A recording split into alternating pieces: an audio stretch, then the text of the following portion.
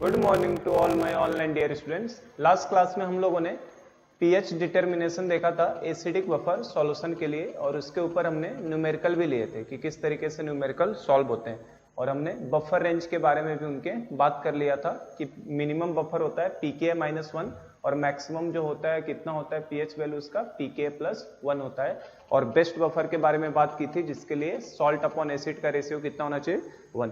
तो उसको जस्ट हम लोग अगर रिवाइज कर लें कि हम लोगों ने लास्ट क्लास में क्या देखा है आपका बेटा, एसिडिक बफर सॉल्यूशन को देखा था हमने, एसिडिक बफर। और एसिडिक बफर में हमने क्या देखा था, सबसे पहले मैंने आपको बताया था एसिडिक बफर की डेफिनेशन तो हमें क्लियर थी। एसिडिक बफर का मतलब ही क्या होता है, ऐसा बफर जिसके अंदर क्या हो, वीक एसिड हो, वीक एसिड होना चाहिए और साथ में इट्स सॉल्ट, इसका सॉल्ट होना चाहिए, इट्स सॉल्ट विथ किसके साथ बेटा, स्ट्रॉन्ग बेस के साथ। तो ये हमारे लिए पहले तो पहचान है, किसको पहचानने का तरीका था, एसिडिक बफर को। देने के मैंने 3 तरीके आपको बताए थे कि इसको देने के 3 तरीके होते हैं अपने पास, है ना, जस्ट उनको हम लोग देख लेते हैं 5 मिनट में। 3 तरीके में क्या क्या तरीका था, पहला तरीका था बेटा जिसमें आपको डायरेक्ट मेथड मैंने बताया था। डायरेक्ट मेथड में आपको डायरेक्ट वीक एसिड दे देगा और वीक एसिड के साथ आपको उसका सॉल्ट दे देगा, है ना, वीक एसिड और उसका क्या दे देगा, डायरेक्ट आपको सॉल्ट दे सकता है। चलो, तो पहला तरीका ये था। सेकंड तरीका था आपका बेटा कि वीक एसिड दे दे और प्लस स्ट्रॉन्ग बेस दे दे, और इसके बाद, है ना, वीक एसिड और उसका डायरेक्ट सॉल्ट दे दे। तो ये पहला तरीका डायरेक्ट मेथड था।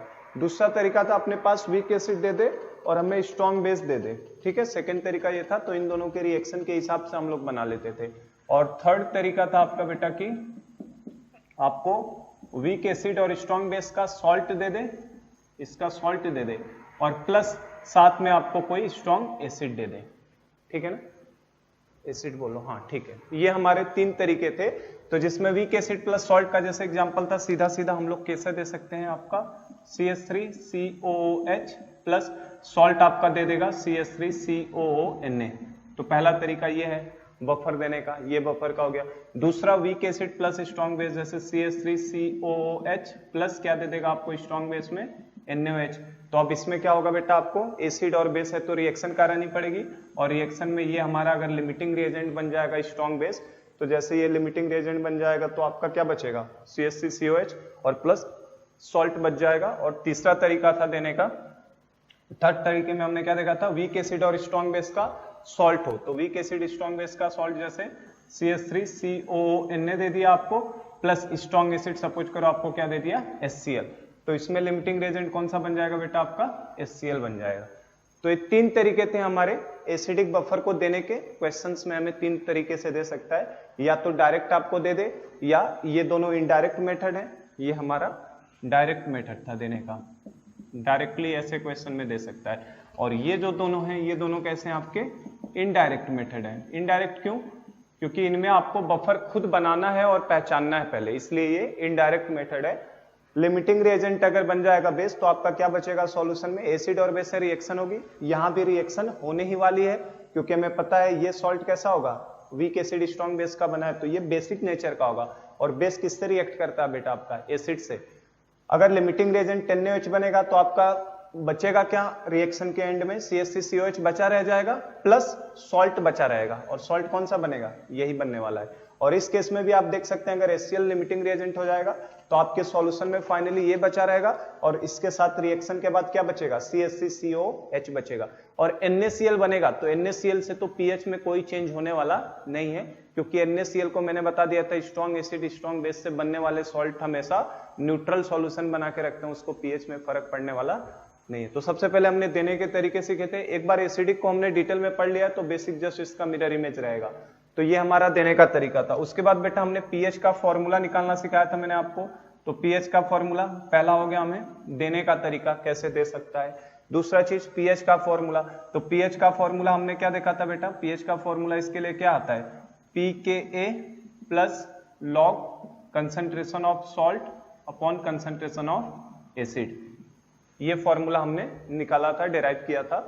और बी केयरफुल, मैंने बोला था आपको कि सॉल्ट का कंसंट्रेशन लेने का मतलब यहाँ पे उस आयन का कंसंट्रेशन लेना है जो दोनों में कॉमन होता है। जैसे ये दोनों अगर लिए जाए तो इनमें सॉल्ट का कंसंट्रेशन का मतलब इस सॉल्ट का कंसंट्रेशन नहीं लेना है, इस आयन का कंसंट्रेशन लेना हमें किसका, CH3CO माइनस का, क्योंकि ये दोनों क्या है, इनमें कॉमन आयन है। बोलिए।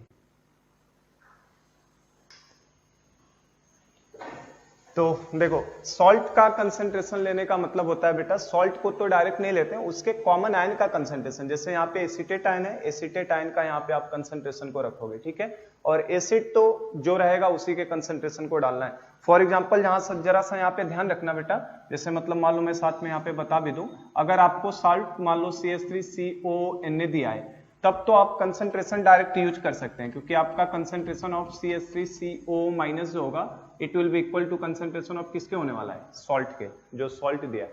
लेकिन अगर सपोज करो आपका सॉल्ट कैल्शियम एसीटेट दे दिया, CH3CO ट्वाइस कैल्शियम, अगर ये सॉल्ट दे दिया तो अब आप यहाँ पे डायरेक्ट इसका कंसंट्रेशन नहीं रखोगे बेटा, क्योंकि यहाँ पे एसीटेट आयन तो देखो 2 होने वाले हैं ना, तो आपको अगर कंसंट्रेशन ऑफ एसीटेट आयन यहाँ पे डालना है तो that will be 2 times of concentration of salt. तो सॉल्ट के कंसंट्रेशन का 2 टाइम्स रखना होगा, इस चीज का ध्यान रखना है ना, ये बहुत गलती होने के चांस होते हैं, तो आप इस चीज को ध्यान रखिएगा थोड़ा सा, ठीक है, कि सॉल्ट का डायरेक्ट मतलब अगर इसका C1 मोलर दिया है तो आप यहाँ पे C1 नहीं रखेंगे, 2C1 रखेंगे, क्योंकि वो उसका जस्ट डबल होने वाला है, ठीक है, तो ये चीज ध्यान रखना। उसके बाद एक और चीज की हमने बात की थी, किसके बारे में बेटा, बफर रेंज के बारे में बात किया था कि एसिडिक बफर का बफर रेंज क्या होता है। तो बफर रेंज हमने निकाला था किसके किसके करस्पॉन्डिंग, पीएच मिनिमम, मैंने बताया था पीएच मिनिमम पाने के लिए आपको बेटा सॉल्ट अपॉन एसिड का कंसंट्रेशन जो होना चाहिए वो 1/10 के इक्वल होना चाहिए। For minimum pH salt by acid कितना होना चाहिए, 1/10, क्योंकि ये हेंडरसन हेसल बाल्च इक्वेशन था जो 1/10 से लेके 10 तक वैलिड था। ध्यान है, ये कहां से कहां तक वैलिड है, 1/10 से लेके सॉल्ट अपॉन एसिड का रेशियो कहां तक जाना चाहिए, 10 तक। तो इसके करस्पॉन्डिंग मिनिमम मिलता है, इसके करस्पॉन्डिंग मैक्सिमम मिलता है, और बेस्ट बफर के लिए रेशियो कितना हो जाना चाहिए, 1। तो ये हमारा था, और यहां से जब आप पीएच मिनिमम हम लोग निकालेंगे तो पीएच मिनिमम कितना आ जाएगा बेटा, सॉल्ट बाई एसिड की जगह पे 1/10 डालो तो ये -1 हो जाएगा, तो पीएच मिनिमम आया था हमारा pKa-1। और बेटा अगर पीएच मैक्सिमम निकालना हो तो कैसे निकालोगे मैक्सिमम, तो मैक्सिमम के लिए मैंने बताया सॉल्ट अपॉन एसिड का रेशियो कितना होना चाहिए आपके लिए, 10 होना चाहिए।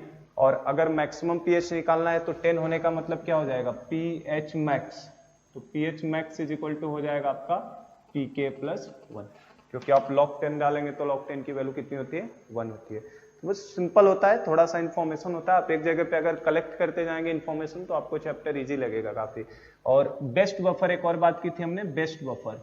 तो बेस्ट बफर कौन से बफर होते थे, ऐसे बफर जो अपने चेंज इन पीएच के ऊपर रेजिस्टेंस उनका क्या हो, मैक्सिमम हो। और बेस्ट बफर होने के लिए बेटा सॉल्ट अपॉन एसिड का रेशियो मैंने आपको बताया था कितना होना चाहिए, 1 होना चाहिए। अगर सॉल्ट अपॉन एसिड का रेशियो 1 हो जाएगा तो आप सॉल्ट अपॉन एसिड की जगह पे 1 डालेंगे तो log 1 की वैल्यू कितनी हो जाती है, 0।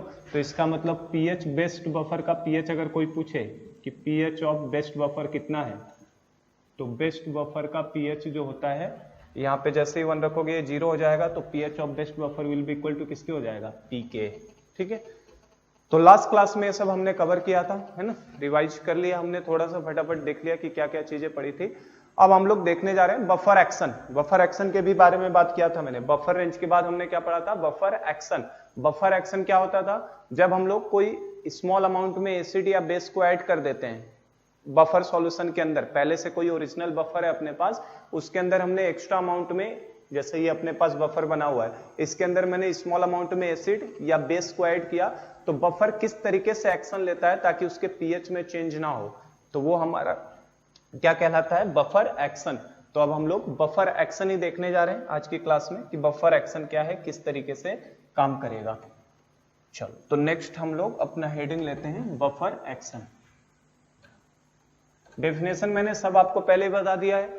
एसिडिक बफर में मैं काफी टाइम देके चीजों को समझा रहा हूं, तो बेसिक बफर में यही चीजें जस्ट इसका मिरर इमेज होंगी, तो हम लोग उनको फटाफट देखेंगे, है ना, इतना टाइम उसके ऊपर स्ट्रेस नहीं डालूंगा मैं, क्योंकि दोनों एक ही तरीके से हैं, बस पीएच की जगह पे वहां पे पीओएच हो जाएगा बेसिक बफर के केस में। तो नेक्स्ट हम लोग हेडिंग लेते हैं बेटा बफर एक्शन। हमारा जो नेक्स्ट हेडिंग है वो क्या है, बफर एक्शन। और बफर एक्शन की डेफिनेशन मैंने पहले ही लिखवा दी है। क्या बफर एक्शन का मतलब क्या होता है?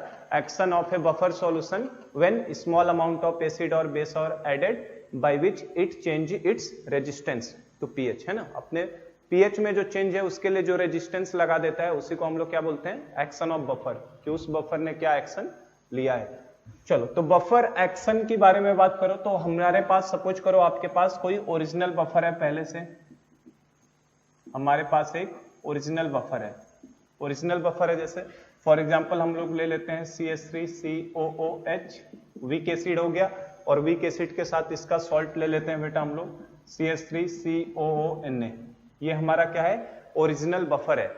मैंने बता दिया था आपको रेशियो है तो मोल्स लो या कंसंट्रेशन लो कोई फर्क नहीं पड़ेगा, क्योंकि मोल्स अपॉन वॉल्यूम, तो वॉल्यूम से वॉल्यूम क्या होने वाला है? कैंसिल आउट होने वाला है। तो मानने के लिए मैंने मान लो इसको मान लिया C1 मोल्स है और इसके C2 मोल्स हैं। चाहे आप मोल्स कहो या कंसंट्रेशन कहो, मैं मोल्स कह रहा हूं क्योंकि मैं इसको मोल मान के ही चलूंगा। पर लीटर में जो कंसंट्रेशन होता है उसको मोल्स ही बोल देंगे।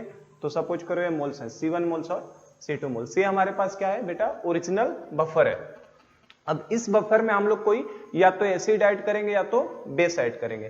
तो देखो एक्शन कैसे होता है उसे समझा रहा हूं मैं। ये हमारा एसिटिक एसिड है, जैसे इस सॉल्यूशन में मौजूद रहेगा तो इस फॉर्म में तो रहेगा नहीं, डिसोसिएटेड फॉर्म में अपने आयंस में रहने वाला है, CH3CO- प्लस H+ में रहेगा, ठीक है। और जो सॉल्ट है CH3CONA, ये क्या है? स्ट्रॉन्ग इलेक्ट्रोलाइट होते हैं। All salts are strong electrolyte, तो एक ऐसे डिसोसिएट होगा CH3CO- प्लस Na+, ठीक है। ये इनका हमारे पास एक ओरिजिनल बफर सॉल्यूशन पड़ा हुआ है, ठीक है। अब इस बफर सॉल्यूशन में हमने एसिड को ऐड किया, तो एसिड जब ऐड करोगे बेटा तो एसिड किसके साथ? आपको बताया था मैंने बफर सॉल्यूशन की ये खास बात होती है कि हर बफर के अंदर एसिडिक पार्ट भी होता है और बेसिक पार्ट भी होता है। इस बफर के अंदर एसिडिक पार्ट कौन सा है? ये तो वीक एसिड है, तो ये इसका एसिडिक पार्ट है। और ये सॉल्ट है, ये सॉल्ट किसका है बेटा? वीक एसिड और स्ट्रॉन्ग बेस का। तो बेसिकली ये किस नेचर का होगा? ये सॉल्ट का नेचर कैसा होगा? बेसिक। बताया था मैंने, क्योंकि सोडियम का हाइड्रोलिसिस नहीं होगा और एनायन का हाइड्रोलिसिस होगा, तो एनायन क्या करेगा? H2O से H+ ले लेगा तो सॉल्यूशन को बेसिक बनाएगा। तो बेसिकली ये बेसिक पार्ट ये हो गया। बेसिक पार्ट कौन सा हो गया? CH3CO-, और एसिडिक पार्ट तो हमारे पास पूरा का पूरा वीक एसिड है ही। तो बफर के अंदर दोनों पार्ट होते हैं। क्या होगा अगर हमने एसिड को ऐड किया? अगर आप एसिड को ऐड करोगे तो एसिड इससे रिएक्ट करने वाला है, पहले इससे रिएक्ट करेगा कि सॉल्ट से रिएक्ट करेगा? तो एसिड एसिड से तो रिएक्ट करता नहीं है, मतलब वो इसी से करने वाला है, WASB से। तो जैसे ही आप बेटा एसिड को ऐड करते हो तो एसिड के लिए बेसिक पार्ट कौन सा है? CH3CO-। तो आपने जैसे ही किसी एसिड को ऐड किया, किसी एसिड को आपने ऐड किया, एसिड का मतलब क्या छोड़ने वाला है? H+। तो वो H+ को कौन न्यूट्रलाइज करेगा? इन दोनों में से सॉल्ट वाला पार्ट न्यूट्रलाइज करेगा। तो CH3CO- उसको न्यूट्रलाइज करके किस में कन्वर्ट कर देगा? CH3COOH में कर लेगा, ठीक है।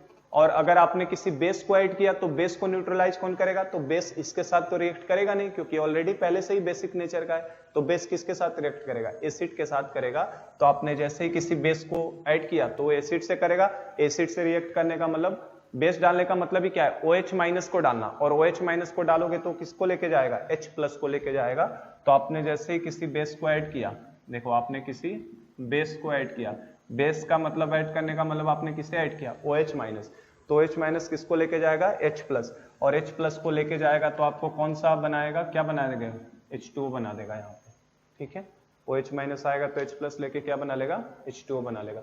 तो आपने बेस डाला तो ये न्यूट्रलाइज करेगा, एसिड डालेंगे तो ये पार्ट न्यूट्रलाइज करेगा। ये तो डायग्राम में दिखाने का तरीका हो गया। इसको अब हम लोग देखते हैं कि एक एक पार्ट करते हैं। पहले एसिड को डील करते हैं, फिर बेस को डील करते हैं। तो सबसे पहला मैं डालता हूं, फर्स्ट पार्ट हम लोग लेते हैं। चलो ये हो गया ना, इसको मैं हटा रहा हूं, है ना।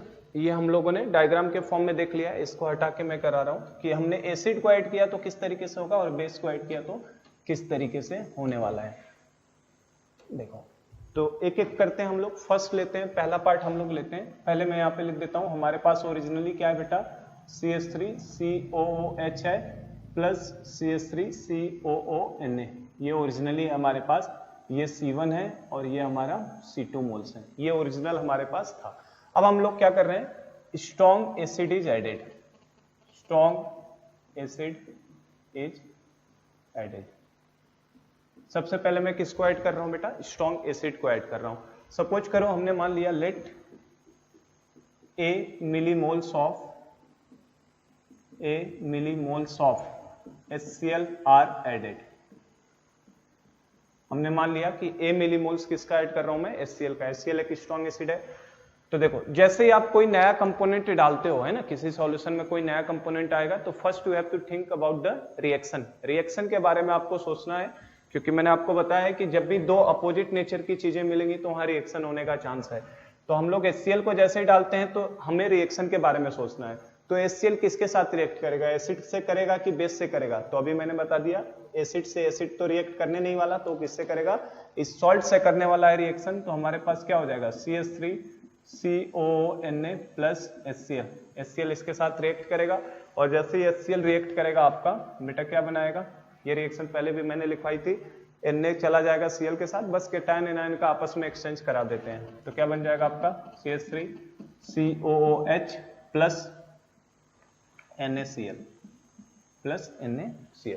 NaCl के बारे में तो कोई परेशान होने की जरूरत ही नहीं है, क्योंकि ये तो हमेशा सॉल्यूशन को कैसा बना के रखने वाला बेटा, न्यूट्रल। NaCl तो हमेशा सॉल्यूशन को कैसा बना के रखेगा, न्यूट्रल ही बना के रखेगा। तो NaCl से हमें कोई परेशान होने की जरूरत नहीं है, क्योंकि NaCl का pH कितना आता है 7, तो ये तो हमेशा न्यूट्रल रखने वाला है। हाँ अब बात करो यहाँ पे, ओरिजिनली CH3CON के कितने थे, C2 मोल्स थे। ओरिजिनल मोल्स कितने थे बेटा, C2। हर चीज ओरिजिनल के रिस्पेक्ट में होती है। CH3COH के कितने मोल्स थे, C1। तो सोडियम एसीटेट के C2 मोल्स है ना, और एसिटिक एसिड के C1 मोल्स, और हमने इसके अंदर A मिलीमोल्स HCl को क्या कर दिया, ऐड कर दिया। अब बेटा जब भी दो चीजें आपस में रिएक्ट करेंगी और दोनों को मिलीमोल्स पता है, तो यहाँ पे तीन ऑप्शंस हो सकता है। क्या तीन ऑप्शन, या तो दोनों लिमिटिंग रिएजेंट हो जाएंगे, या तो केवल ये लिमिटिंग रिएजेंट हो जाएगा, या तो केवल दूसरा वाला लिमिटिंग रिएजेंट हो जाएगा। तो तीन पॉसिबिलिटीज हमेशा आपकी चलती रहेंगी जब भी आप रिएक्शन कराओगे। तो मैं यहाँ पे लिख देता हूँ तीनों पॉसिबिलिटीज को। क्या क्या हो सकता है, पहला पॉसिबिलिटी ये हो सकता है इफ C2 इक्वल्स A हो जाए। पहली पॉसिबिलिटी कि C2 और A आपस में क्या हो जाए, बराबर। तो अगर बेटा आपका C2 और A, क्या क्या पॉसिबिलिटी है, पहले तो ये हो सकता है, second possibility if C2 is greater then A, C2 A से ज्यादा हो जाए। और थर्ड पॉसिबिलिटी अपने लिए कि if C2 is less then A। तीन पॉसिबिलिटी हो सकती है हमेशा।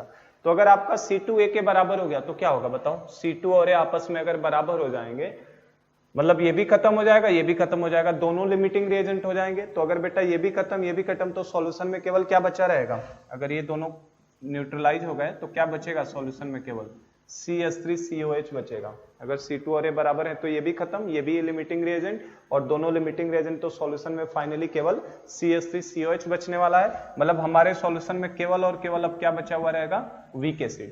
तो pH डिटर्मिनेशन का काम कौन करेगा, अब केवल और केवल वीक एसिड से pH डिटरमाइन होगा। तो pH will be determine only because of weak acid, only because of weak acid। तो pH केवल और केवल इस वीक एसिड से डिटरमाइन होगा। ठीक, अगली बात करो, अगर C2A से बड़ा हो गया तो क्या होगा, C2A से बड़ा हो जाएगा। तो अगर ये वैल्यू ज्यादा हो गई A से, तो इसका मतलब लिमिटिंग रिएजेंट कौन बन जाएगा, HCl। तो यहाँ पे हमारे लिए HCl खत्म हो जाएगा सॉल्यूशन से। यहाँ पे देखो, यहाँ पे लिमिटिंग रिएजेंट कौन थे, पहले वाले केस में लिमिटिंग रिएजेंट कौन थे बेटा, तो पहले वाले केस में लिमिटिंग रिएजेंट हमारा CH3CONA भी था प्लस HCl भी था, दोनों लिमिटिंग रिएजेंट थे। सेकंड केस में बात करूं तो सेकंड केस का लिमिटिंग रिएजेंट कौन हो जाएगा, सेकंड केस में लिमिटिंग रिएजेंट HCl हो जाएगा। जो अमाउंट कम है वही हमारे लिए लिमिटिंग रिएजेंट, तो HCl हो गया हमारा लिमिटिंग रिएजेंट। तो बताओ सॉल्यूशन में क्या बचेगा, HCl खत्म हो गया तो हमारे पास ये भी बचा रहेगा और साथ में ये भी बचा रहेगा। मतलब हमारे पास सॉल्यूशन में क्या क्या बचा है बेटा, CH3COONA भी बचा है प्लस CH3COOH ये भी बचा है हमारे पास। तो क्या ये बफर सॉल्यूशन की कंडीशन है, तो इस केस में हमारे पास क्या बनने वाला है, बफर। इस केस में हमारे पास क्या बनेगा, बफर बनेगा। क्योंकि हम लोग तो बफर ही पढ़ रहे हैं तो मैं बफर वाला केस ही डिस्कस करूंगा, लेकिन मैं पॉसिबिलिटीज बता रहा हूं क्या क्या हो सकता है। ठीक है, और अगर मान लो C2A से कम हो जाएगा, तो C2A से कम हो जाएगा तो लिमिटिंग रिएजेंट कौन हो जाएगा, C2A से कम हो जाएगा। ये वैल्यू कम हो गई HCl से, तो मतलब ये खत्म हो जाना है। तो लिमिटिंग रिएजेंट हमारा क्या हो गया, CH3COONA, ये लिमिटिंग रिएजेंट हो गया। तो बेटा सॉल्यूशन में क्या बचेगा, ये लिमिटिंग रिएजेंट तो खत्म, तो बचेगा HCl और CH3COH। तो इसका मतलब अब सॉल्यूशन में हमारे पास HCl प्लस CH3COOH ये बचने वाला है। ठीक है, तो अगर ये बचा है तो बेटा बेसिकली मिक्सचर किसका है, देखो ये किसका पेयर है, strong acid plus weak acid का। और स्ट्रॉन्ग एसिड और मतलब हमारे पिछले पुराने केस शुरू हो जाते हैं ना। देखो स्ट्रॉन्ग एसिड और वीक एसिड का पेयर है, तो पीएच कौन डिटरमाइन करेगा, pH will be determined by strong acid only, strong acid only. क्योंकि मैंने आपको बताया है स्ट्रॉन्ग एसिड और वीक एसिड के मिक्सचर में जो भी H प्लस आता है वो पूरा का पूरा H प्लस किसकी वजह से लिया जाता है बेटा, एजम्पशंस ध्यान रखने पड़ेंगे। H प्लस पूरा का पूरा किसकी वजह से लिया जाता है, स्ट्रॉन्ग एसिड की वजह से। तो आपके 3 पॉसिबल केस हो सकते हैं इनके ऊपर भी, but in the present case we are dealing with second part, हम लोग इससे डील करने वाले हैं। क्योंकि हमारे लिए तो कौन सा पार्ट देखने जा रहे हैं, बफर एक्शन, पर न्यूमेरिकली आपको इन दोनों के ऊपर भी आ सकता है। अगर आपके दोनों इक्वल अमाउंट में दे दिया मैंने, तब आपका वीक एसिड का सॉल्यूशन बन जाएगा। और वीक एसिड का हमने पढ़ा है, क्या करते हैं, K/C का रेशियो निकालते हैं, फिर पीएच डिटरमाइन करते हैं अंडर रूट में K इंटू सी से, 25 इंटू 10⁻⁴ से छोटा है बड़ा है, वो वाला केस आ जाएगा यहाँ पे। सेकंड तो हमारा बफर वाला ही केस है, तो पीएच जो बफर का फॉर्मूला था उससे निकाला जाएगा। और लास्ट वाले केस में बात करो तो देखो मिक्सचर किसका बचा, स्ट्रॉन्ग एसिड और वीक एसिड का, तो उसका वाला फॉर्मूला फिर हमें लगाना पड़ेगा। मतलब पुराने केस अब यहाँ पे रिपीट होना शुरू हो जाते हैं जो भी हमने पीछे पढ़ा था। तो हमारे लिए प्रेजेंट टाइम पे हम लोग जो देखने वाले हैं बफर सॉल्यूशन ही देखने वाले हैं। तो C2A से बड़ा है तो मैं इसको A को लिमिटिंग रिएजेंट मानूंगा, हमारे लिए A क्या बन जाएगा, लिमिटिंग रिएजेंट बन जाएगा। तो अगर A लिमिटिंग रिएजेंट हो जाएगा तो ये बेटा सॉल्यूशन से खत्म हो जाएगा, है ना।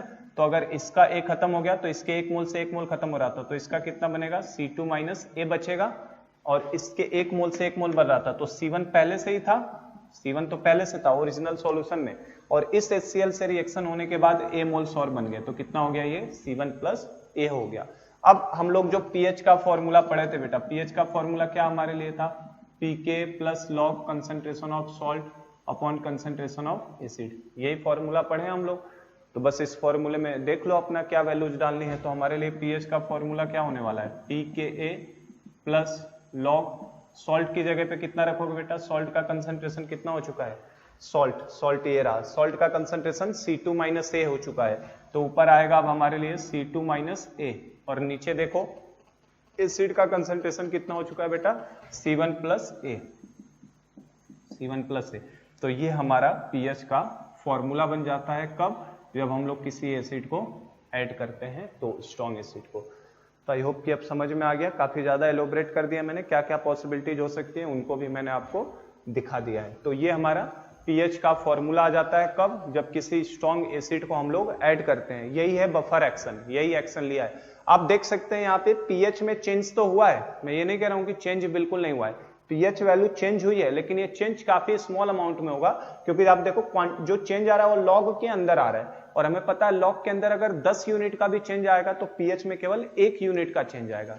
अगर इसके अंदर 10 यूनिट का चेंज आएगा तो pH में केवल 1 यूनिट का चेंज आएगा, तो काफी स्मॉल चेंज होता है। और आप यहां से ये भी देख सकते हो कि सॉल्यूशन का pH घटेगा कि बढ़ जाएगा। आपने एसिड को ऐड किया है, एसिड को ऐड करते हैं तो pH हमेशा कम होता है, तो आप देख सकते हैं यहाँ से pH डिक्रीज भी हुआ है, pH डिक्रीजेज, थोड़ा सा डिक्रीज हुआ है ना, बहुत कम अमाउंट में। लॉग के अंदर की क्वांटिटी देखो पहले से कम हो चुकी है, C2 minus A upon C1 plus A, ऊपर की वैल्यू कम कर दी, नीचे वैल्यू बढ़ा दिया, तो इसका मतलब pH क्या हो जाएगा, सॉल्यूशन का हमारा डिक्रीज हो जाएगा। तो ये हमारा इफेक्ट था कब, अब बफर एक्शन था जब स्ट्रॉन्ग एसिड को ऐड करते हैं, तो ये पॉसिबिलिटीज है और ये फॉर्मूला हमारा निकल के आता है। हमें फॉर्मूला रटने की जरूरत नहीं है, मैं अभी एक न्यूमेरिकल से दिखा रहा हूँ, आपको न्यूमेरिकली खुद सॉल्व करोगे, ये फॉर्मूला रटने उठने की जरूरत हमें नहीं है। हमें तो केवल ये दिमाग में होना चाहिए कि pH is equal to pK plus log salt upon acid, ठीक है। और इन तीनों पॉसिबिलिटीज को भी मैं न्यूमेरिकली फॉर्म में अभी डिस्कस कराता हूँ। तो ये पहला मैंने लिया, स्ट्रॉन्ग एसिड को ऐड कर दिया। अब सेकंड केस में लेता हूँ किसको बेटा, स्ट्रॉन्ग बेस को ऐड करते हैं, ये हमारा फर्स्ट केस था। सेकंड केस देखो, सेकंड केस में हम लोग किसको ऐड करते हैं, strong base is added. Strong acid का केस हमने देख लिया। एसिड को अभी मैंने डायग्रामेटिक समझाया था आपको कि एसिड किससे रिएक्ट कर रहा था, सॉल्ट के साथ। अब आप बेस को ऐड करोगे तो बेस किसके साथ रिएक्ट करेगा, बेस रिएक्ट करेगा एसिड के साथ, मतलब अब हमें रिएक्शन भी बदलनी पड़ेगी, ठीक है। तो देखो अब क्या होगा, लेट बी मिलीमोल्स, मान लो बेस का कितना मिलीमोल्स मान लिया, बी मिलीमोल्स ऑफ बेस लेना है, तो बेस में मैंने मान लो स्ट्रॉन्ग बेस ले लिया किसको, NaOH को। Let be millimoles of NaOH are added. अब आप अगर बेस को ऐड करोगे बेटा तो बेस किसके साथ रिएक्ट करने वाला है बताओ, बेस का रिएक्शन किसके साथ होने वाला है, तो बेस का रिएक्शन हमारा बेटा, बेस जाएगा तो एसिड से रिएक्ट करने वाला है, मतलब अब वो रिएक्शन करेगा CH3COH के साथ रिएक्ट करेगा, कौन जाके, बेस। आप एसिड डालोगे तो एसिड को न्यूट्रलाइज करने के लिए ये इसका बेसिक पार्ट पड़ा था, और आप बेस को डालोगे तो बेस को न्यूट्रलाइज करने के लिए ये बफर का एसिडिक पार्ट पड़ा है। हम लोग यही पढ़े हैं कि बफर के पास एसिडिक और बेसिक दोनों पार्ट होते हैं, तो इसलिए रिएक्शंस के बारे में हम लोग सोचना है और लिखना है। ये एसिडिक पार्ट है, ये जैसे ही बेस को ऐड किया आप तुरंत ऐड करोगे तो आपका रिएक्शन क्या होने वाला है, ये NaH से रिप्लेस करेगा, केटायन एनायन को बस रिप्लेस करना है, तो क्या बन जाएगा आपका CH3CONa बन जाएगा, प्लस साथ में क्या बन जाएगा H2O। एसिड बेस रिएक्शन तो यही हो गई ना, ये एसिड है ये बेस है, तो एसिड बेस क्या बनाएगा, सॉल्ट और वाटर। अब ले लो ओरिजिनली कितना था, ओरिजिनल बेटा हर चीज ओरिजिनल से डील करनी है। ओरिजिनली हमारे पास सॉल्यूशन में इसका कितना अमाउंट था C1, और इस सॉल्ट का अमाउंट कितना था C2। अब ये अलग बात है, बाद में इसकी वजह से कुछ जो बनेगा वो जुड़ जाएगा उसके अंदर, जैसे पिछले केस में हुआ था। तो ये C1 है और ये C2, और हमने NaOH के कितने मिलीमोल्स डाले हैं, मान लो बेटा B मिलीमोल्स, जो मैंने आपको बोल दिया B मिलीमोल्स। अब यहाँ भी देखो 3 पॉसिबिलिटी हो सकती है, क्यों, यहाँ भी तो 3 पॉसिबिलिटी हो सकती है ना, क्या क्या 3 पॉसिबिलिटीज हैं, यहाँ भी 3 पॉसिबिलिटी है अपने पास। देखो अब ये पिछले केस का था, इस केस में भी हमारे पास इस तरीके से 3 पॉसिबिलिटीज बन सकती हैं। क्या क्या 3 पॉसिबिलिटी हैं, पहली पॉसिबिलिटी क्या हो सकती थी बेटा, फर्स्ट पॉसिबिलिटी ये थी कि इफ, पहली पॉसिबिलिटी ये हो कि ये दोनों आपस में इक्वल हो जाए, मतलब दोनों लिमिटिंग रिएजेंट बन जाए, if C1 equals to B, पहली पॉसिबिलिटी। सेकेंड पॉसिबिलिटी क्या है बेटा, if C1 is less than B, है ना, ये C1 is greater than B कर देता हूं, C1 is greater than B। और थर्ड पॉसिबिलिटी हो सकती है अपने पास if C1 is less than B। तो हमारे पास देखो यहाँ भी 3 पॉसिबिलिटी हो सकती है ना, जब भी 2 चीजें रिएक्ट करेंगी ना तो वहां पे 3 पॉसिबिलिटी होती है, या तो दोनों लिमिटिंग रिएजेंट, या तो कोई एक लिमिटिंग रिएजेंट, या दूसरा वाला लिमिटिंग रिएजेंट। तो अभी देखो पहला वाला केस लेते हैं, अगर दोनों बराबर हो गए मतलब लिमिटिंग रिएजेंट कौन होगा यहाँ पे बेटा, अगर C1 और B आपस में बराबर है तो लिमिटिंग रिएजेंट कौन होगा, मतलब ये भी खत्म ये भी खत्म, तो सॉल्यूशन से हमारा लिमिटिंग रिएजेंट CH3COH भी खत्म और प्लस NaOH, ये दोनों लिमिटिंग रिएजेंट है, तो ये दोनों सॉल्यूशन से खत्म हो जाएंगे, आपस में कंप्लीट न्यूट्रलाइज कर लेंगे। तो C1 बराबर B था, तो बचेगा केवल और केवल क्या बचेगा हमारे पास, सॉल्ट बच गया, CH3CONa बच गया। तो pH किससे डिटरमाइन होगा बेटा, तो ये हमारा सॉल्ट हाइड्रोलिसिस का केस हो जाता है। तो हम लोग क्या बोलेंगे, pH कैसे डिटरमाइन करेंगे, pH will be determine by salt hydrolysis, ठीक है ना, क्योंकि ये भी खत्म, दोनों अगर खत्म तो केवल सॉल्ट बचा, तो pH किससे डिटरमाइन होगा, सॉल्ट हाइड्रोलिसिस से। और हमें पता है CH3CONa एक तरीके का WASB वाला सॉल्ट है, तो इसके लिए जो pH का फॉर्मूला होता है उसे हम लोग बस यहाँ पे अप्लाई कर देंगे, ठीक है। चलो इसमें बात करो, अगर C1 ग्रेटर देन B हो जाए तब लिमिटिंग रिएजेंट कौन हो जाएगा, अगर आपने C1 को B से ज्यादा कर दिया, मतलब ये अमाउंट ज्यादा ये अमाउंट कम है, तो लिमिटिंग रिएजेंट हमारा NaOH बन जाएगा। लिमिटिंग रिएजेंट कौन हो गया, NaOH। तो NaOH सॉल्यूशन से खत्म हो जाएगा, तो बचेगा क्या क्या क्या बचेगा, CH3COOH भी बचेगा, और साथ में जो सॉल्ट बना होगा ये भी बचेगा, CH3CONa। तो आप देखो फिर से क्या बफर का ही सॉल्यूशन बन गया, तो इसका मतलब हमारे लिए ये दोनों मिलके फिर से क्या बनाने वाले हैं, बफर बन जाएगा। हमारे लिए क्या बचेगा, बफर। तो बफर बचेगा तो pH किससे डिटरमाइन करेंगे, बफर के फॉर्मूले से, pH will be determine by buffer formula. Buffer का जो फॉर्मूला था pH का हमारा अभी जो निकाला था उससे डिटरमाइन किया जाएगा। और लास्ट केस हो सकता है कि आपका C1 B से छोटा हो जाए, C1 B से छोटा मतलब ये खत्म हो जाएगा, तो क्या बचेगा, NaOH बचेगा और CH3CONa बचेगा। तो इसका मतलब हमारा LR क्या बनेगा, लिमिटिंग रिएजेंट CH3COOH, ये लिमिटिंग रिएजेंट हो जाएगा। तो अगर ये लिमिटिंग रिएजेंट हो जाएगा तो बचेगा क्या सॉल्यूशन में बेटा, सॉल्यूशन में बचेगा हमारे पास NaOH प्लस साथ में CH3COONa।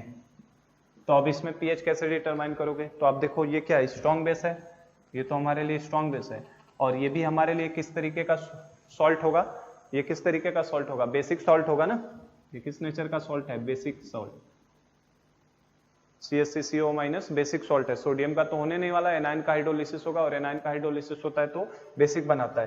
तो मैंने बेसिकली, ये तो स्ट्रॉन्ग बेस है तो ये तो उसके कंपेरेटिवली क्या होगा, थोड़ा सा वीक होगा, तो इसमें पीएच कौन डिटरमाइन करेगा, स्ट्रॉन्ग बेस डिटरमाइन करेगा। तो पीएच विल बी डिटरमाइन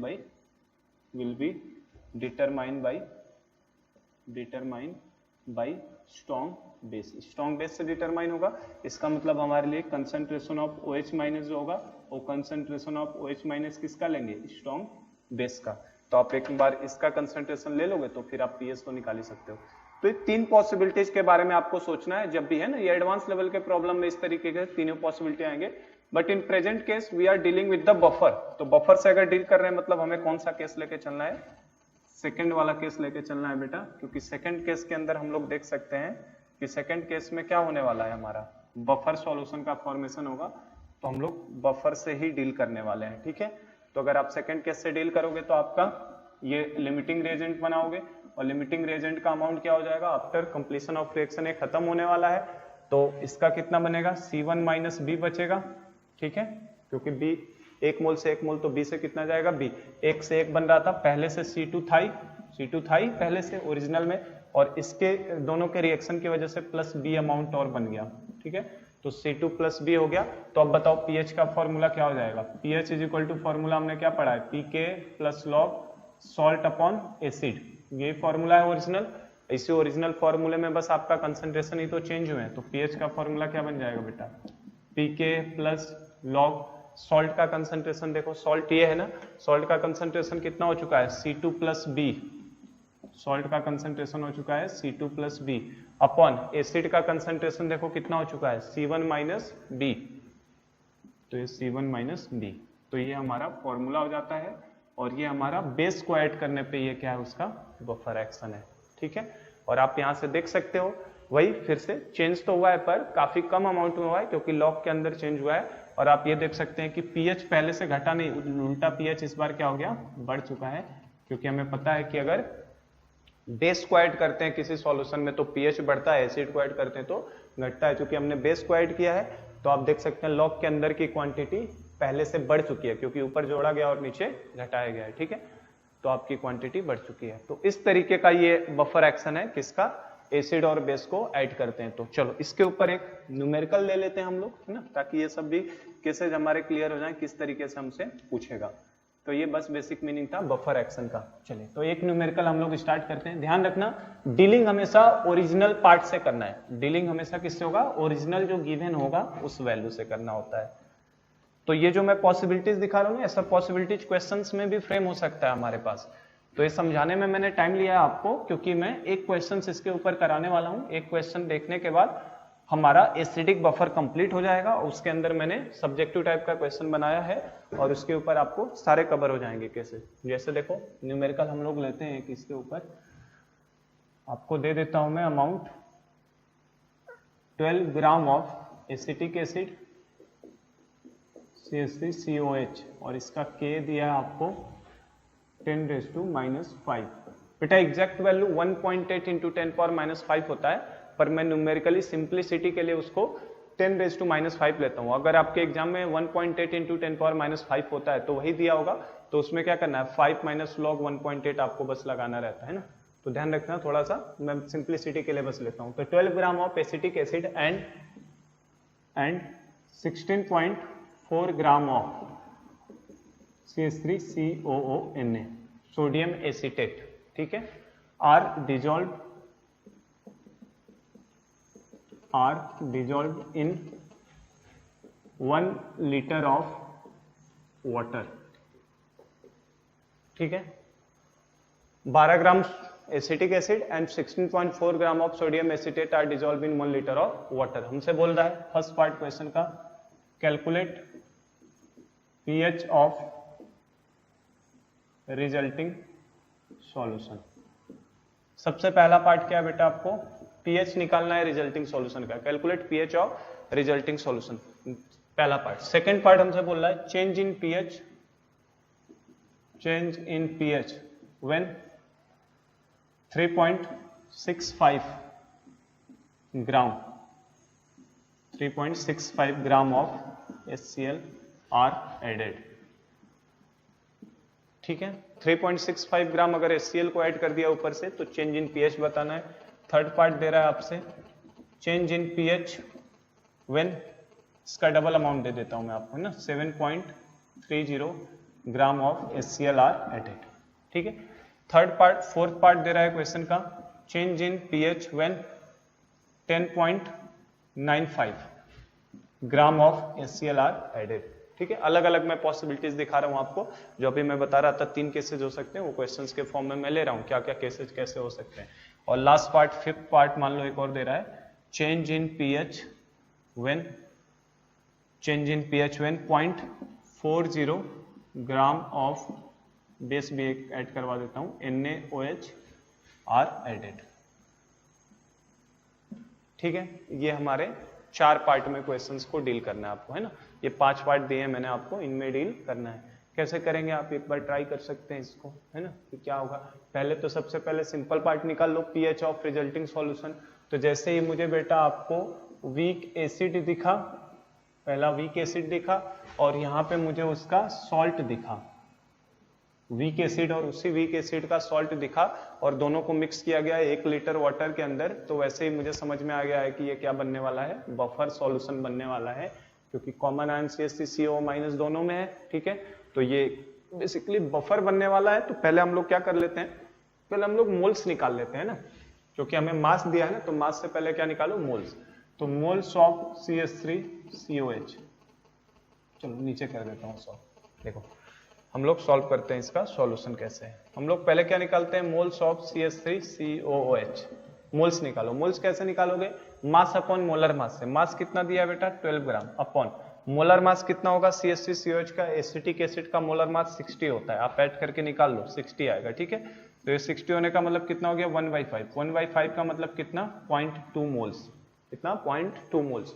मुझे तो कंसंट्रेशन से काम चलना होता है। अब मैंने वॉल्यूम कितना दिया है, 1 लीटर पानी में डाला गया है, तो बेटा अगर वॉल्यूम 1 लीटर है तो जो मोल्स है वही उसकी क्या हो जाएगी, मोलरिटी, क्योंकि हमें पता है मोलरिटी इज इक्वल टू क्या होगा, concentration of CH3COOH is equal to क्या होगा बेटा, मोल्स अपॉन वॉल्यूम।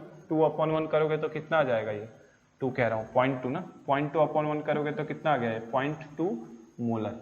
तो पहले एसिटिक एसिड का कंसंट्रेशन निकाल लिया मास की हेल्प से। सेकंड देखो, मोल्स ऑफ किसका निकालो, सोडियम एसीटेट का, CH3COONA, तो सोडियम एसीटेट का आप निकालो। तो सोडियम एसीटेट का मास कितना दिया है बेटा मैंने 16.4 divided by molar mass, sodium acetate का मोलर मास बेटा 82 आता है ना, ये आप निकाल लो। CH3CONA कर दिया है ना, तो देखो यहाँ H की जगह पे केवल Na है, तो H का कितना होता है 1, तो 60 में से 1 जाता तो कितना आता 59, और सोडियम का कितना होता है 23, तो 59 और 23 कितना हो जाएगा आपका 82, तो मोलर मास 82। तो जैसे आप ये डिवाइड करते हो तो कितना आ रहा है 82 टू जा कितना हो जाएगा 164, तो 0.2 हो जाएगा, और 0.2 हो गया तो इसका मतलब सोडियम एसीटेट का कंसंट्रेशन कितना हो जाएगा, कंसंट्रेशन इज इक्वल टू क्या होता है मोल्स अपॉन वॉल्यूम, तो मोल्स है 0.2, इसको भी 0.2 कर लो, 0.2 अपॉन वॉल्यूम देखो कितना दिया है 1 लीटर दिया है, तो वॉल्यूम की जगह पे 1 डालोगे तो ये भी कितना हो गया 0.2 मोलर। तो हमें कंसंट्रेशन तो दोनों के मिल गए, ठीक है, 0.2 हो गया। अब हमें पहला पार्ट को करते हैं। फर्स्ट पार्ट क्या है हमारा कि पीएच ऑफ रिजल्टिंग सॉल्यूशन। तो बेटा हमें दिख ही रहा है पीएच ऑफ रिजल्टिंग सॉल्यूशन क्या बनने वाला है, बेसिकली जो पीएच ऑफ रिजल्टिंग सॉल्यूशन बनेगा वो किसका किसका मिक्सचर होगा, weak acid plus it's salt. किसका मिक्सचर है वो, वीक एसिड और उसके सॉल्ट का। तो अगर वीक एसिड और उसके सॉल्ट का मिक्सचर है बेटा, तो इसका मतलब हमारे लिए पीएच का फॉर्मूला डायरेक्ट क्या लगा देंगे, pH is equal to pK plus log concentration of salt upon concentration of acid. तो बस इस फॉर्मूले को डायरेक्ट अप्लाई कर देते हैं, तो डायरेक्ट अप्लाई कर दो। पीके की जगह पे कितना रखोगे, के की वैल्यू कितनी दिया है 10⁻⁵, तो पीके कितना हो जाएगा आपका 5, है ना। एग्जैक्ट अगर बात करूं, अगर किसी को समझ में नहीं आता है कि सर कैसे आप कर रहे हैं, तो देखो के अगर बेटा एग्जैक्ट 1.8 × 10⁻⁵ होता है, तो आपसे अगर पीके पूछेगा तो कुछ नहीं करना है, क्या हो जाएगा 5 माइनस लॉग 1.8, बताया ना मैंने। जो पावर होता है वो आगे ले लेते हैं, जो नंबर होता है उसको कर देते हैं। तो मैं सिंप्लिसिटी के लिए 5 ही ले रहा हूं अभी, 10⁻⁵ के हिसाब से 5 हो गया, plus log concentration of salt कितना आया है बेटा 0.2 और कंसंट्रेशन ऑफ एसिड भी कितना है 0.2, तो इसका मतलब pH कितना हो जाएगा 5। तो that is the answer of और फर्स्ट पार्ट। पहले पार्ट का आंसर तो कितना हो गया 5 हो गया। पहले पार्ट में कोई दिक्कत नहीं थी क्योंकि पहला पार्ट साफ साफ दिख रहा है, बफर बना है, रिजल्टिंग सॉल्यूशन पूछा है तो उन दोनों को मिला के बफर बनेगा, तो बफर का आंसर हमारा, बफर का फॉर्मूला लगाते ही मिल जाएगा कितना 5 हो जाएगा। सेकंड पार्ट में देखो, change in pH when 3.65 gram of HCl are added. जब आप किसी बाहरी चीज को ऐड कर रहे हो, बाहर से ऐड करोगे तो वहां पे आपको मैंने बताया था रिएक्शन के बारे में सोचना है कि रिएक्शन होने का चांस होगा। अगर हमने HCl को ऐड किया है, अगर हमने HCl को ऐड किया है तो HCl किसके साथ रिएक्ट करने वाला है बेटा, एसिड के साथ करेगा कि सॉल्ट के साथ करेगा, तो ये तो खुद एसिड है तो एसिड एसिड के साथ रिएक्शन नहीं करेगा, तो HCl किसके साथ रिएक्ट करेगा, इस सॉल्ट के साथ। तो अगले 3 केस में, इस केस में, अगले वाले केस में, अगले वाले केस में, तीनों में मैंने HCl को ऐड किया है तो तीनों के लिए सेम रिएक्शन लिखी जाएगी। कौन सी रिएक्शन होगी, एसिड और बेस की रिएक्शन। तो हम लोग रिएक्शन को लिखे, कौन सा रिएक्शन होगा, देखो हमारे पास एसिड क्या है, एसिड क्या अपने पास CH3COOH, तो इसके साथ तो रिएक्शन होने नहीं वाला HCl का, तो इसका मतलब ये पार्ट नहीं आएगा। किसके साथ रिएक्शन करेगा वो, सॉल्ट के साथ, जो अभी मैंने पिछले समझाया था। स्ट्रॉन्ग एसिड को ऐड करोगे तो सॉल्ट से रिएक्ट करेगा, बेस को ऐड करोगे तो एसिड से करेगा। तो CH3CONA प्लस क्या हो जाएगा HCl, और जैसे ये दोनों को रिएक्ट कराओगे तुरंत क्या बनने वाला है बेटा, आयन को एक्सचेंज करो, क्या बनेगा CH3COOH प्लस NaCl, ठीक है, ये रिएक्शन होने वाली है। अब इन तीनों पार्ट को मैं यही समझाता हूं, एक साथ तीनों को समझाते हुए चलता हूं, ठीक है ना। इन तीनों पार्ट को मैं एक ही रिएक्शन, क्या इन तीनों के लिए सेम रिएक्शन चलेगी, तीनों के लिए सेम चलेगी। चलो सेकंड पार्ट की बात करता हूं, पहले मैं सेकंड पार्ट की डीलिंग करते हैं हम लोग। तो सेकंड पार्ट में ओरिजिनली जो डेटा गिवन है उनको लिख लो पहले। ओरिजिनल 12 ग्राम के हिसाब से कितना आया था मोल्स बेटा, 0.2, और इसके भी कितने आए थे 0.2। तो ओरिजिनली इसका सॉल्यूशन में कितना है 0.2 मोल्स, और ओरिजिनली इसका भी सॉल्यूशन में कितना है 0.2 मोल्स, ठीक है, 0.2 मोल्स है ओरिजिनली पहले से पड़े हुए हैं। अब HCl को डाला, HCl का कितना डाला हमने बेटा 3.65 ग्राम, तो 3.65 ग्राम को भी मोल्स में निकालो। 3.65 ग्राम का मतलब मोल्स कितना होगा 3.65 अपॉन 36.5, तो कितने मोल्स हो जाएंगे बेटा 0.1 मोल्स। कितने मोल्स 0.1, तो इसका मतलब HCl का हमने कितना ले लिया है 0.1 मोल्स। सेकेंड पार्ट के केस में, ये सेकेंड पार्ट की डीलिंग चल रही है, ठीक है। सेकेंड पार्ट के केस में हमने HCl के कितने मोल्स ले लिए हैं 0.1। कौन लिमिटिंग रिएजेंट होगा इन दोनों में से, पहचानो जरा। तो 0.2 और 0.1 और 0.2 है, तो लिमिटिंग रिएजेंट तो 0.1 ही होने वाला है, 1:1 में कंबाइंड हो रहे हैं, तो ये हमारे लिए बन गया बेटा क्या, लिमिटिंग रिएजेंट। तो जो लिमिटिंग रिएजेंट बनेगा वो तो खत्म हो जाएगा आखिरी में सॉल्यूशन के, तो ये खत्म हो जाएगा। तो एसिटिक एसिड का कितना बचेगा, 1 मोल से 1 मोल रिएक्ट करता था, तो इसका 0.2 पहले से था और 0.1 रिएक्ट कर गया होगा, तो कितना बचा होगा इसका 0.1 बचेगा, ठीक है। इसी तरीके से इसके 1 मोल से 1 मोल बन रहे थे, तो 0.2 मोल पहले से थे, और जैसे ही HCl को डाला और रिएक्ट करके 0.1 मोल और बना दिया, तो इसका मतलब पहले तो 0.2 थे, पहले कितने थे 0.2 थे, और प्लस 0.1 नया वाला बन गया, तो इसका मतलब ये कितने हो गया 0.3 हो गया। कितना हो जाएगा बेटा 0.3। तो अब बताओ सॉल्यूशन हमारा किस नेचर का होगा, क्या HCl मौजूद है, नहीं, केवल ये मौजूद है सॉल्ट और वीक एसिड, तो इसका मतलब अभी भी हमारा सॉल्यूशन का नेचर कैसा है बेटा, एसिडिक बफर, ठीक है। तो ये एडवांस लाइक क्वेश्चन सब हो जाते हैं, आपको पॉसिबिलिटीज के बारे में फर्दर सोचनी पड़ सकती है क्या क्या होगा। तो ये एसिडिक बफर है, और जैसे ये एसिडिक बफर है तो पीएच का फॉर्मूला मैं सिंपली लगा दूंगा का क्या, pK plus log salt upon acid. तो जैसे ही फॉर्मूला लगाओगे बोलो क्या आ जाएगा, pK की जगह पे कितना आएगा बेटा 5, क्योंकि pK की वैल्यू K की 10⁻⁵ है, तो pK कितना हो गया 5 प्लस लॉग सॉल्ट की जगह पे कितना आएगा, सॉल्ट ये है, सॉल्ट का कितना है 0.1 और एसिड का कितना है 0.3, तो सॉल्ट हो गया 0.1 अपॉन 0.3, तो ये कितना आ जाएगा 5।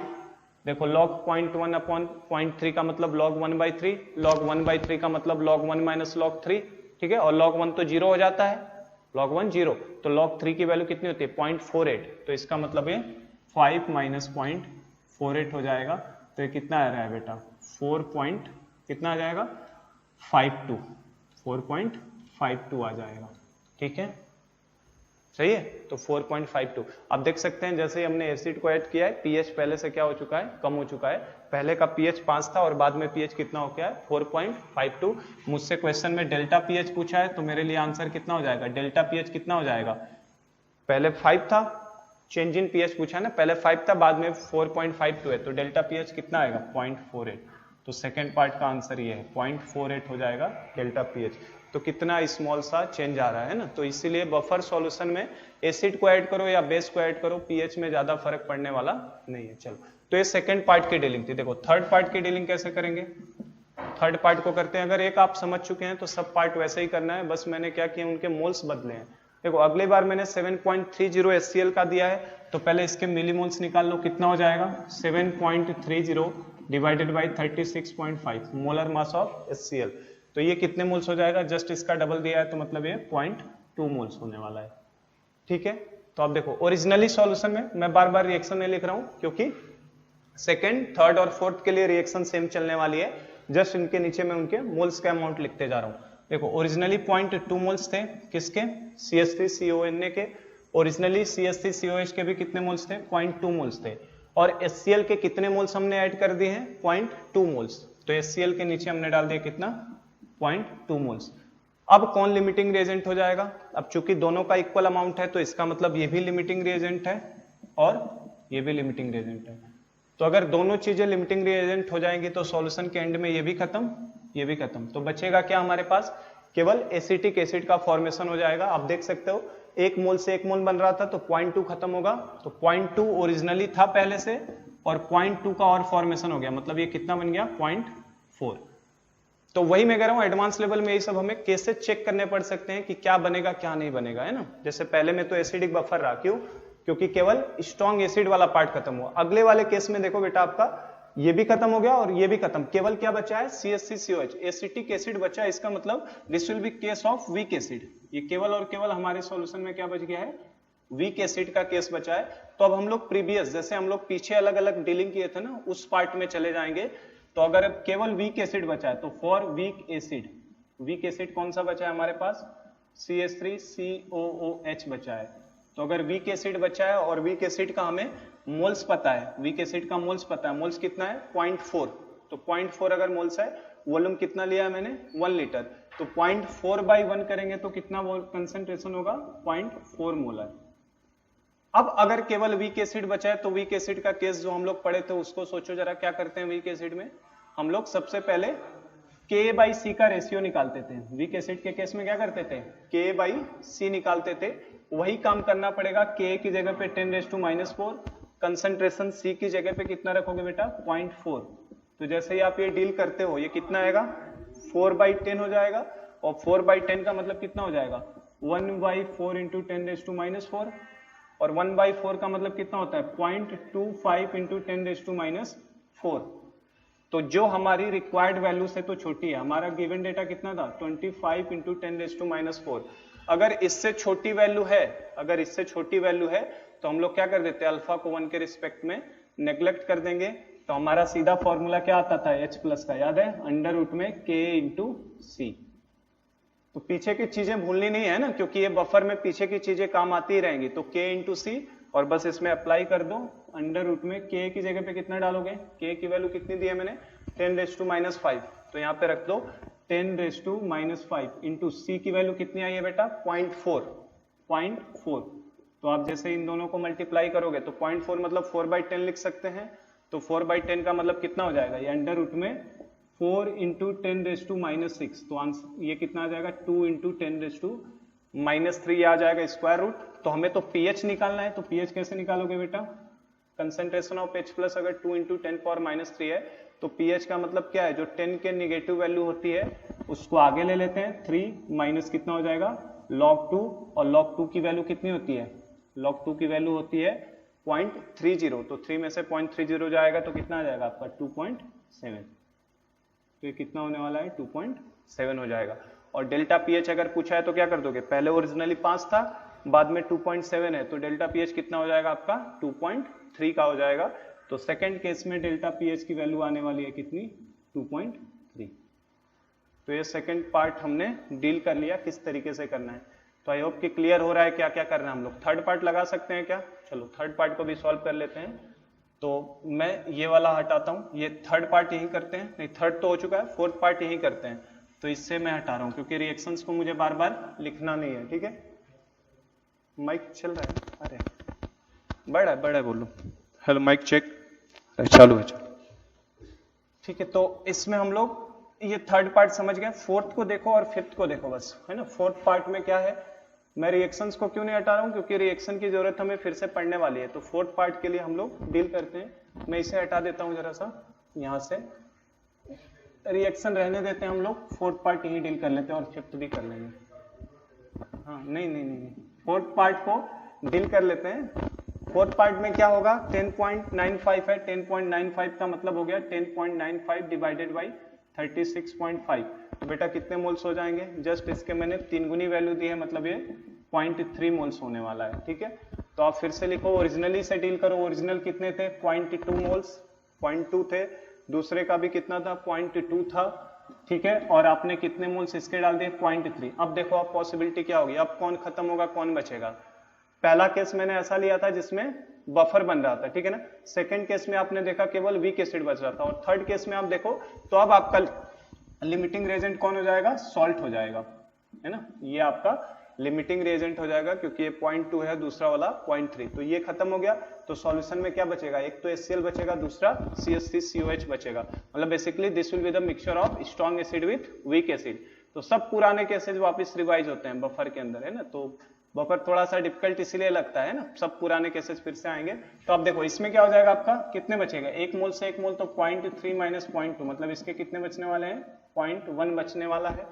और 1 मोल से 1 मोल बन रहा था, तो इसका 0.2 पहले से था और 0.2 इसकी वजह से बन चुका है, तो इसका मतलब ये कितना हो गया? 0.4। तो अब फाइनल सॉल्यूशन में क्या बचा है? HCl बचा है और CH3COH, मतलब basically the final solution contain mixture of weak acid plus strong acid. क्या क्या बचा? वीक एसिड और स्ट्रॉन्ग एसिड। और मैंने आपको बताया for weak acid plus strong acid के लिए, वीक एसिड और स्ट्रॉन्ग एसिड कौन कौन सा बचा है हमारे पास? HCl plus CH3COOH। और वीक एसिड और स्ट्रॉन्ग एसिड के मिक्सचर में मैंने बताया था पूरा का पूरा H प्लस डिटरमाइन करने का हक केवल किसको है? स्ट्रॉन्ग एसिड को, क्योंकि वीक एसिड के नेग्लिजिबल माना जाता है H प्लस को। तो ये मैंने आपको कॉन्सेप्ट पहले ही सिखाया। तो यहाँ पे जो भी कंसंट्रेशन ऑफ H प्लस लिया जाएगा, that will be concentration of H plus due to strong acid. In mixture of weak acid and strong acid, all H plus ion will be considered by strong acid only, क्योंकि weak acid का क्या हो जाता है? Negligible हो जाता है। तो यहाँ से आप देखो कंसंट्रेशन ऑफ H plus कितना हो जाएगा? तो बेटा HCl का कंसंट्रेशन कितना होगा? HCl का कंसंट्रेशन पहले निकालो। कंसंट्रेशन ऑफ HCl कितना हो जाएगा? 0.1 मोल्स है। मोल्स कितने हैं? 0.1। वॉल्यूम कितना है? 1 लीटर। तो 0.1 बाई 0.1 करोगे तो कितना हो गया? 0.1। तो कंसंट्रेशन ऑफ H प्लस भी कितना आएगा बेटा? 0.1 आएगा, क्योंकि HCl स्ट्रॉन्ग एसिड है। 0.1 आने का मतलब क्या हो गया? pH की वैल्यू कितनी होगी बेटा? H प्लस की वैल्यू अगर 0.1 है तो pH कितना? 1 हो जाएगा ना, क्योंकि H प्लस 0.1 को 10⁻⁻⁴ कितना लिखोगे? -1, 10⁻⁻⁴ तो pH वैल्यू कितनी हो जाएगी? 1। और चूंकि हमसे डेल्टा pH पूछा है तो ओरिजिनली 5 था और बाद में कितना हो चुका है? 1। तो इसका मतलब डेल्टा pH कितना हो जाएगा? 4। आप कहोगे कि सर बहुत बड़ा चेंज आया है। चेंज आ रहा है बेटा, क्योंकि अब हम लोग अमाउंट भी बढ़ा चुके हैं ना। स्मॉल अमाउंट में ऐड करोगे तो कम चेंज आता है, ज्यादा करोगे तो चेंजेस भी बढ़ जाते हैं। और लास्ट एक केस डील कर लेते हैं हम लोग, फिफ्थ वाले केस में, कि आपका क्या दिया है? 0.40 ग्राम अगर NaOH को ऐड करोगे। अब देखो मैंने 3 केस में HCl ऐड कराया था, लास्ट में मैंने NaOH को ऐड कराया है। तो आप अगर बेस को ऐड करोगे तो बेस किसके साथ रिएक्ट करने वाला है? एसिड के साथ, मतलब अब वो CH3COH से रिएक्ट करेगा। तो इस केस में हमारा रिएक्शन थोड़ा बदल जाएगा। तो लास्ट वाले केस के लिए हमें रिएक्शन को चेंज करना होगा, तो मैं इसको हटा रहा हूं अभी, ठीक है। तो देखो लास्ट केस के लिए रिएक्शन को हटाना पड़ेगा और हमें नई रिएक्शन लिखनी पड़ेगी। तो लास्ट केस का फिफ्थ पार्ट की डीलिंग देखो। फिफ्थ पार्ट में NaOH के साथ रिएक्शन देनी पड़ेगी, किसकी? वीक एसिड की। तो वीक एसिड कौन सा था? CH3COOH। और इसकी अब रिएक्शन किसके साथ लिखनी पड़ेगी? NaOH के साथ, क्योंकि NaOH तो सॉल्ट से रिएक्ट नहीं करेगा ना, इसीलिए मैंने रिएक्शन को चेंज किया। और जैसे ही आपस में रिएक्ट करेंगे क्या बनाएगा? CH3COONA plus H2O, acid base salt बनाएगा। अब ओरिजिनल के रिस्पेक्ट में डीलिंग होगी बेटा। ओरिजिनली इसके 0.2 मोल्स थे, CH3CO Na के भी 0.2 हैं, दोनों के आप देख सकते हैं 0.2 मोल्स हमने निकाल चुके हैं। NaOH का आपका कितना आया 0.40 ग्राम का मतलब कितना होता है 0.40 डिवाइडेड बाई 40 का मतलब कितने मोल्स 0.1 मोल्स।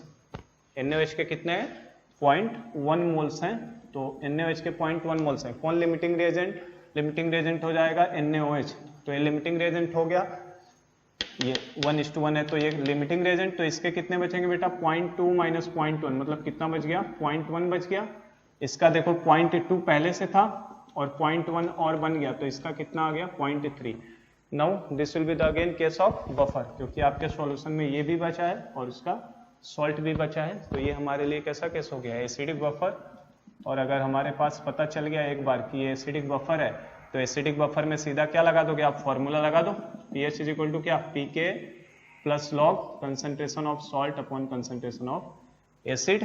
तो pK की जगह पे बेटा कितना 5, pK की जगह पे 5 प्लस लॉग सॉल्ट का कंसंट्रेशन कितना है 0.3 अपॉन एसिड का कंसंट्रेशन कितना है बेटा 0.1, मतलब 0.3 बाई 0.1 मतलब लॉग 3 की वैल्यू 0.48, तो इसका मतलब ये कितना आ गया 5.48 pH।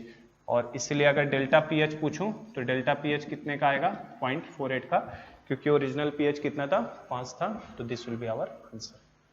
ठीक है, और आप देख भी सकते हो कि बेस को ऐड किया अगर हमने तो pH पहले से क्या हो चुका है बढ़ चुका है, पहले 5 था और बाद में 5.48 हुआ है। तो एसिड को ऐड करने पे pH घटता है, बेस को ऐड करने पे pH बढ़ता है। मेनी पॉसिबिलिटीज हो सकती हैं, सब मैंने आपको एक क्वेश्चन के अंदर कवर करा दिया है ना।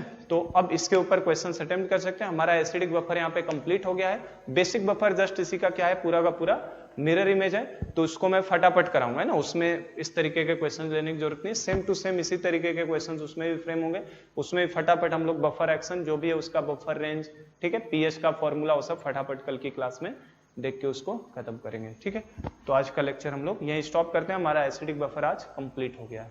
Thank you so much.